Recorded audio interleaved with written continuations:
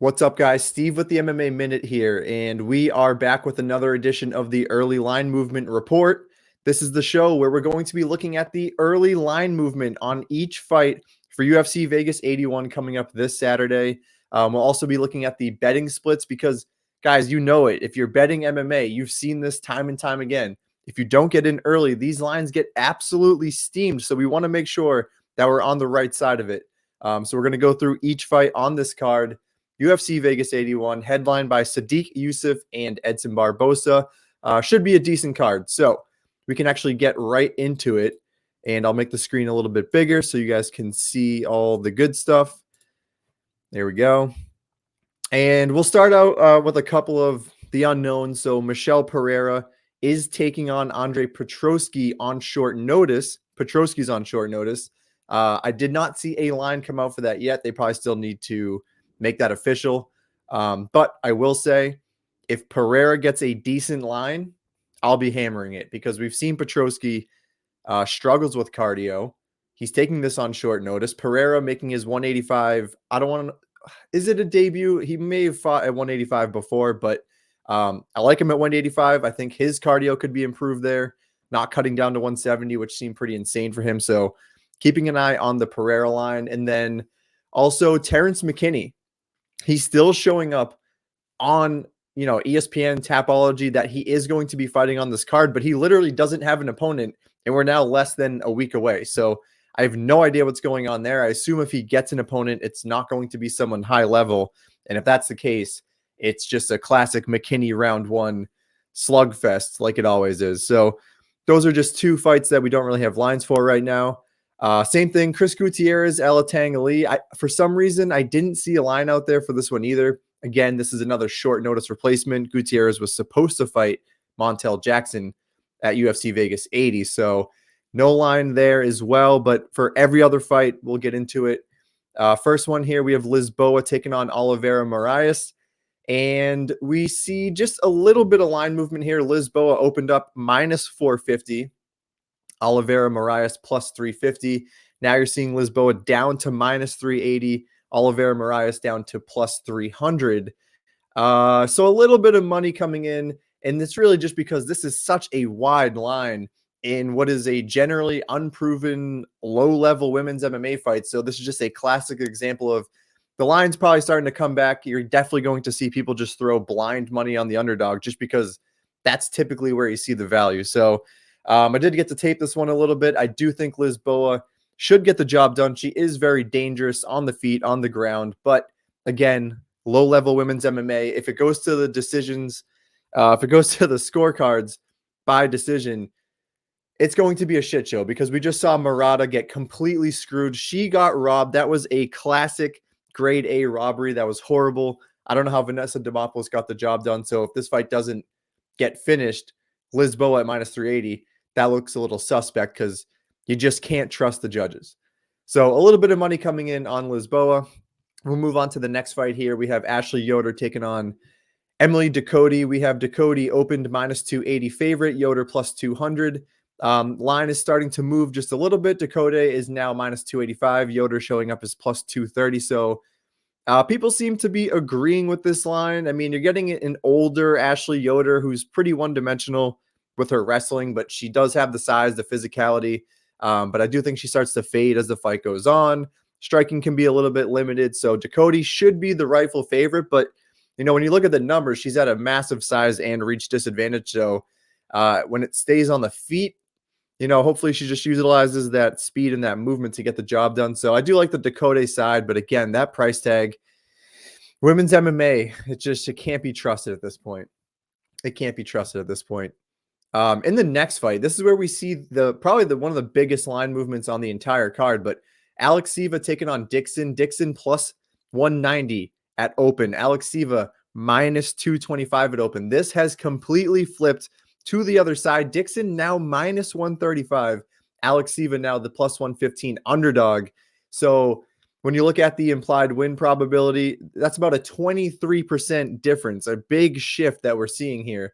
And people are loving Dixon. And I understand it, but again, we're now talking third women's MMA fight in a row Dixon is making her UFC debut. Alekseeva made her UFC debut in her last fight out. She's generally a green fighter when it comes to MMA, and I thought she got a little bit lucky beating Stephanie Egger. I don't know how Egger tapped, but here we are. But Dixon does seem to be the better fighter of the two. I think Alekseeva is probably going to get exposed in this one, so you want to jump on Dixon now. Minus 135 is still playable, but if this continues to move, I mean, you're not going to have a choice but to take Alekseeva by underdog. So interesting to see there, but people are definitely loving the Dixon side. But again, two green fighters, one fight in the UFC for Alekseeva, Dixon making her debut. It's just very suspect. Next fight, Darren Elkins taking on downtown TJ Brown. This is another big flip here. So TJ Brown opens minus 105, slight underdog. Elkins actually opened as the favorite, minus 125. And that's a Darren Elkins who's nearing 40 years of age. So now Elkins plus 155, Brown minus 185. So that line steamed on TJ Brown. People are loving themselves some TJ Brown. And I get it. You're kind of playing the age gap there, and you are playing the fact that TJ Brown is aggressive. He is a pretty good finisher. I think he's got over an 80% finish rate. But when you look at him fight, if he doesn't get the job done, as this fight goes into rounds 2, into rounds 3, that's where Elkins can take over. And I mean, that dude's got cardio for days, so you can never really count him out. So when you're getting Darren Elkins plus money, I don't really hate that. But we did see a lot of movement come in on TJ Brown. So maybe play the TJ Brown by finish, and then you could probably sprinkle like Darren Elkins round 2, round 3, because if TJ Brown doesn't get the job done, he also gets finished a lot of the time. So maybe look at the under in that spot, but people are loving TJ Brown. I'm a little hesitant myself, so we'll see. A great fight here. We have Christian Rodriguez taking on Cameron Saaiman. Rodriguez opened plus 190. Saaiman opened as a minus 260 favorite. This is another fight. It completely flipped. Saaiman is now plus 115 as the underdog. Rodriguez is now the minus 135 favorite. That's 26% drop for Cameron Saaiman, 23% increase for Christian Rodriguez. That is massive line movement. I think the odds makers 100% got it wrong the first time around. Saaiman minus 260. That doesn't make sense. Christian Rodriguez is severely underrated. This should be close to a pick'em. So I think the odds right now make a lot of sense. And it's going to be a barn burner. This is going to be a back and forth war. I don't see a finish happening. I think this is going to go to decision. I think it's very even. I mean, the grappling is going to be insane between these two. Rodriguez probably has a slight advantage there, but I think Saaiman actually has the striking edge. So it's going to be close. I like the underdog in Saaiman right now, and we'll see if that line continues to go up for Rodriguez, but I don't think it'll continue to get much higher. But if you got Rodriguez early, good for you. That is a great line. Chairez taking on Lacerda, the rematch. I mean, it had to happen. This was a no contest the first time around just a couple weeks ago. And we had minus 225 for Chairez. We had plus 190 for Lacerda. People are just betting on Chairez. Now he's minus 280. Lacerda is now plus 225. And this is strictly because Chairez, one, probably should have got the finish and generally just looked like the better fighter in there. Lacerda just doing classic Lacerda things where, yes, he is dangerous early on, but he continues to fade. He continues to be finished early on in round 1 or early round 2. So the Chairez side makes sense. But again, no two fights are alike, and Lacerda is as dangerous as just about anyone early on in round 1. So I get why people are backing Chairez here, but I'm probably just going to maybe look at the under here and generally stay away. Martinez taking on Yanez.